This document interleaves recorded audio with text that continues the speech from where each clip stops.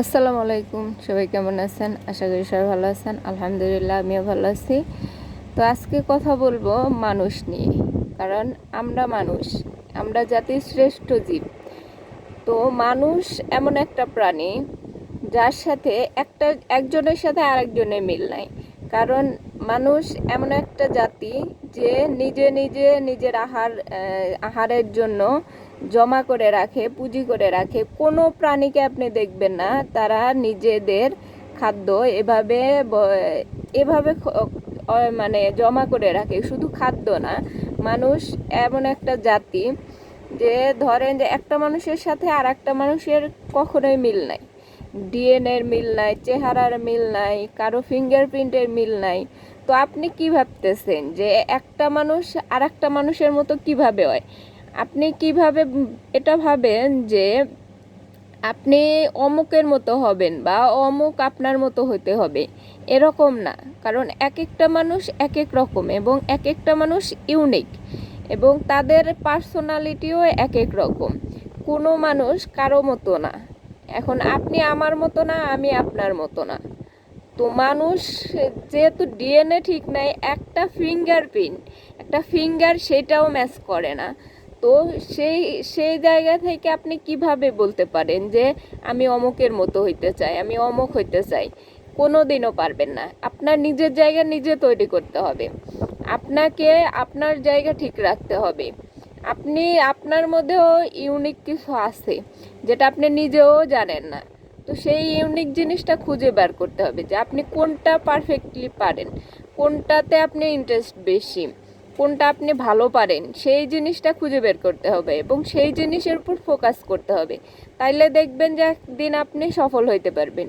কিন্তু অমুক এইটা করতেছে, তমুক এইটা করতেছে, সেইটা দেখে আপনিও সেইগুলা করার চেষ্টা করবেন, কোনো দিনও সফল হইতে পারবেন না। অন্যের দেখা দেখি জিনিস যেটা আপনি করতে চান সেটা জীবনেও সফল হওয়া যায় না। সেটা দুই একজনের ক্ষেত্রে আলাদা। কিন্তু নিজের মধ্যে কোনটা আছে, নিজের মধ্যে কোন জিনিসটা সবচেয়ে ভালো পারেন আপনি, সেই জিনিসটা করার চেষ্টা করেন। তাইলে দেখবেন আপনার সফলতা নিশ্চিত। সেই জিনিসটার উপর ফোকাস করেন এবং সেই জিনিসটার অভিজ্ঞতা বেশি করে তৈরি করেন। এখন এক একটা মানুষ এক এক রকম। এখন আপনি যদি বলেন যে আপনি আমার মতো হবেন, আপনি জীবনেও পারবেন না। আমি যদি বলি আমি আপনার মতো হব, জীবনেও পারবো না। কারণ আমার জায়গায় আমি, আপনার জায়গায় আপনি। কারণ প্রত্যেকটা মানুষ আল্লাহ পাক এমনভাবে সৃষ্টি করছে যে প্রত্যেকটা মানুষ আলাদা। প্রত্যেকটা মানুষের মধ্যে ইউনিক কিছু আছে যেটা অনেকে উপলব্ধি করতে পারে, অনেকে করতে পারে না। এখন আমি আমার ইউনিকনেসটা খুঁজে বাইর করে যখন আমি সেটার উপর কাজ করব, সেটা অবশ্যই আমি সফল হব ইনশাল্লাহ। এবং আল্লাহ পাক সেই ক্ষেত্রে আমাকে সফলতা দিবেনই। তো আমার ইউনিক জিনিসটা যদি আমি ধরতেই না পারি, তাইলে আমি কখনো মনে করেন যে সারা জীবন শুধু এটা সেটা করেই যাব, সফলতা আর পাবো না। দিন শেষে, বেলা শেষে আমি দেখব যে জায়গায় থেকে আমি শুরু করছি ওই জায়গাতেই পড়ে আছি।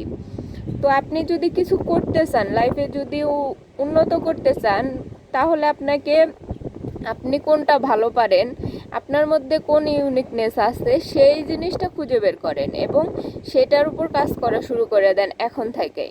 আপনি এটা চিন্তা করবেন না যে আমি পড়াশোনা শেষ করে তারপরে কোনো একটা কিছু করার চেষ্টা করব, না। কারণ বর্তমান যুগে পড়াশোনার চেয়ে আপনার অভিজ্ঞতা সবচেয়ে জরুরি।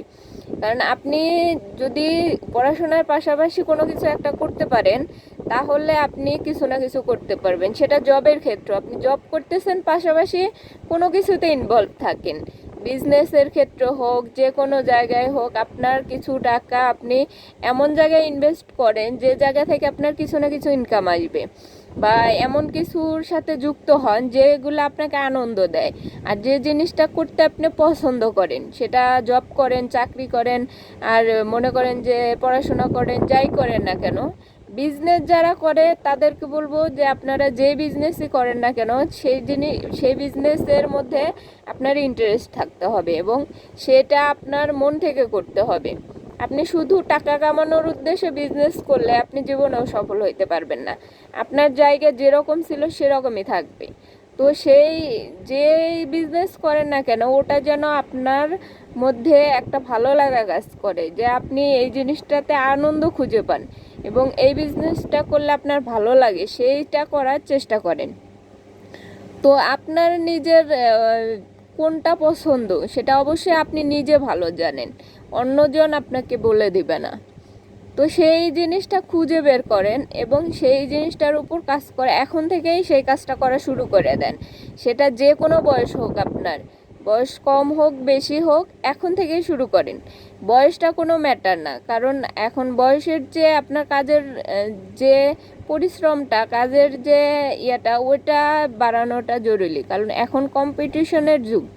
এখন আপনি ওই বাবা মার উপর বসে বসে খাবেন, তারপরে ভবিষ্যতে গিয়ে কাজ করবেন, এরকমটা না, এরকম যুগ এখন আর নাই। কারণ এখন বহির্বিশ্বে ভালো ভালো কান্ট্রিতে আপনি যত বড় বড় কান্ট্রি দেখবেন যে তারা বাবা মার ইনকাম আলাদা, সন্তানের ইনকাম আলাদা, যার যার ইনকাম তার তার।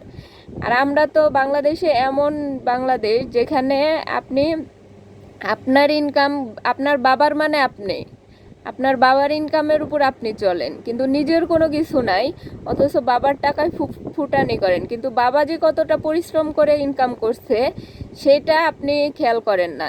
সেটা যখন উপলব্ধি করতে পারেন তখন দেখা যায় যে আপনার বাবার সেই বয়স চলে গেছে কোনো কিছু মানে উপলব্ধি করার, আর আপনার সেই বয়সে যে ইনকাম কইরা বাবার জন্য কিছু করা সেটা পসিবল হয় না। তো আপনি এখন থেকেই যদি কোনো কিছু করা শুরু করে দেন, তো ভবিষ্যতে গিয়ে বাবা মার জন্য কিছু করতে পারবেন এবং তারা তাদের বয়স থাকতে সন্তানের থেকে কিছু পাবে। তো বাবা মার জন্য যদি কিছু করতে চান তো এখন থেকেই শুরু করে দেন। তো সবাই ভালো থাকেন, সুস্থ থাকেন, আল্লাহ হাফেজ।